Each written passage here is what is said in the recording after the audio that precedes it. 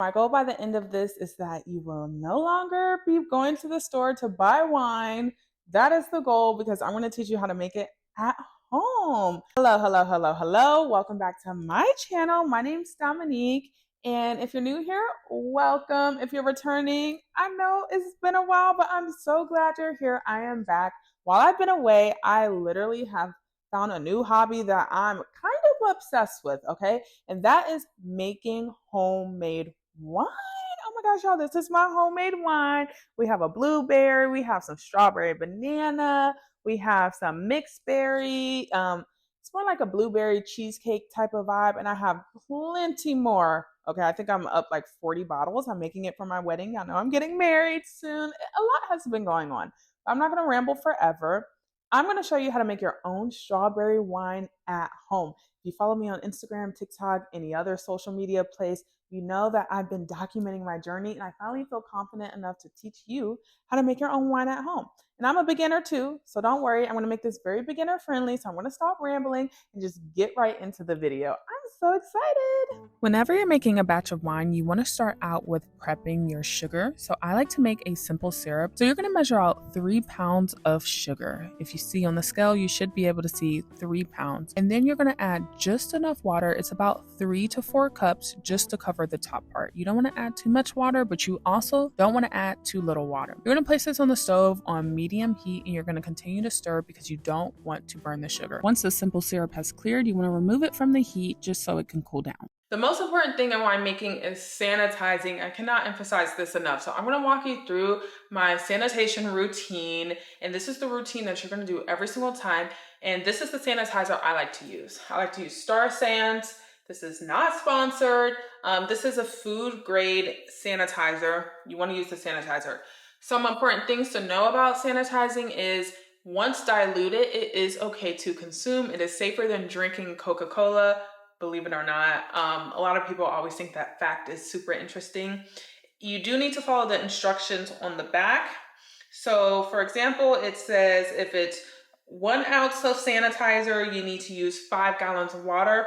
For half an ounce of sanitizer, you need to use half of that. I like to put my sanitizer into a spray bottle, so I can just go ahead and spray just like that, and have a spray bottle on hand. But if you don't sanitize, mold can get in your wine, your bottles can blow, a lot of bacteria can just sit in there, the wine will spoil. There's a million and one things that can happen, so always make sure you sanitize. I prefer to sanitize in my sink, but you can sanitize in whatever you feel comfortable with, whether that be a bucket or something else. Just make sure you clean it thoroughly and follow the instructions on the back of the sanitizer. Now I'm going to go over exactly what needs to be sanitized.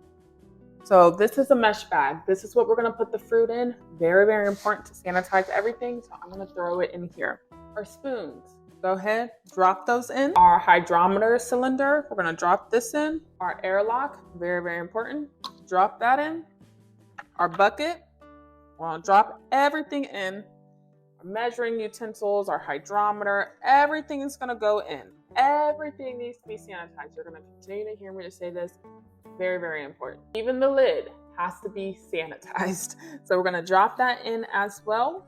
The fruit we'll be using for this wine are strawberries. I like to freeze my fruit first. So this fruit has been frozen, thawed out. And in my opinion, I think you should squeeze the fruit just a little bit, just to release some of those tannins, the juices. You could pour this into a bowl and do it as well and mash the fruit. And I'll put on the screen a clip of me doing that, but since it's already in this bag, I'm just gonna mash it a little bit. You don't want to smash them too much because you can get a lot of just loose fruit and it can make filtering it really hard, and you'll understand what I mean by that once we get to that stage. So if you're like, what do you mean? Don't worry, just know, don't squeeze it too much, just a little to release more juice. So I have about 3 pounds, 13 ounces and 2 pounds and 13 ounces. For a 1 gallon batch, I would say you need anything from 3 to 6 pounds of fruit. So I'm just gonna use all of this fruit. It's the more, the merrier. You're gonna see me add a few things to my wine throughout this process. Don't worry, I'm making this video to explain absolutely everything. The first thing I'm gonna add is called a Camden tablet. Now in the winemaking world, some people love this, Some people hate this. Either way, the science behind a Camden tablet is that it will kill any of that wild yeast, that wild bacteria that we don't want in our wine. So it's 1 per gallon. So since I'm doing a 1 gallon batch, I'm going to add 1. I'm actually doing a 1.5 gallon batch, and I will explain why later, but I'm going to add 1 Camden tablet. If you opt out of doing this, I can make a video on how to make wine without using sulfites and stuff like that, but I'm still a beginner, so I'm still learning.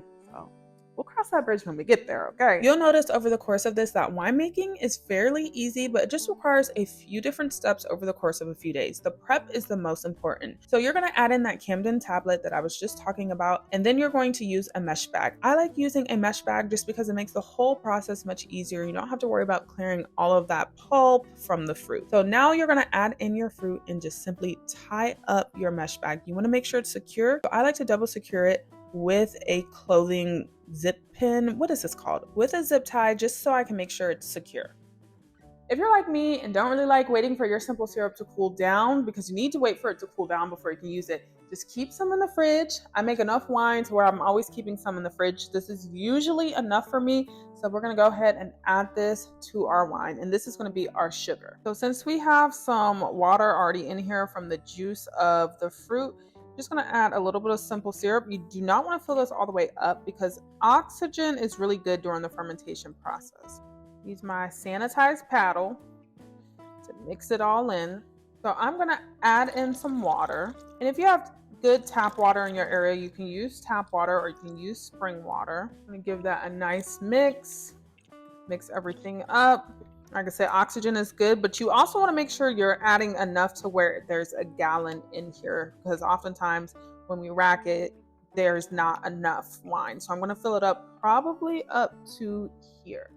This is a hydrometer, and this is what we use to measure the alcohol percentage. First, you have to just get comfortable with reading the hydrometer, reading the numbers. We have a few different numbers on here. It looks intimidating, but it's not. This measures the density of a liquid. So you'll see some numbers on here. Only numbers you really need to worry about are the approximate alcohol percentage, which is right here, and the specific gravity numbers, which will be here. Hopefully it's zoomed in, you can see it enough. If not, I will put a picture. So we have some water here. Water should always read 1.00. So what you do is you drop it in and you twist, and mine spilled over because I definitely overfilled it. So if you look at the number, it lands on that, you see? And it's always important to look at the hydrometer from eye level. So here we have our wine. Everything I'm using has been sanitized, so remember that. We're gonna fill it up, but don't fill it up all the way, just because remember this liquid is gonna be more dense than water. So the hydrometer is going to float. You take your sanitized hydrometer and you're going to go ahead and drop it in, and you're gonna spin it just to make sure we get a good reading in the center.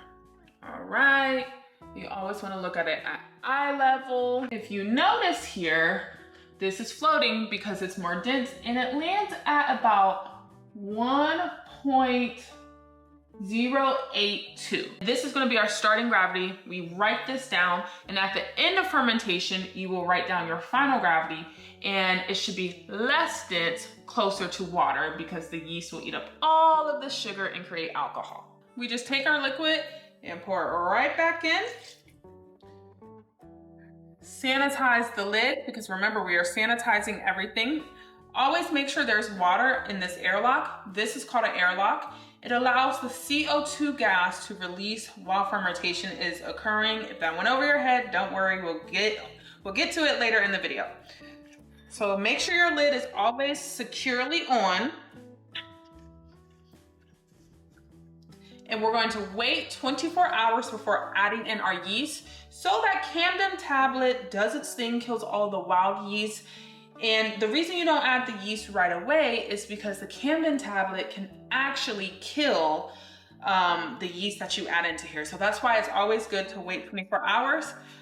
I will see y'all tomorrow to add in the yeast. Here are all of the items that you will be adding into your wine. And if all of this doesn't make sense to you, do not worry. I'm going to put everything in the description so you can look over it. So you'll see that I'm adding in my wine tannin, my acid blend, my pectic enzyme, and then I'm going to go in with some yeast nutrient. You want to do the same, and this exact recipe will be in the description. And then I like to sprinkle my yeast right on top like it's some seasoning or something.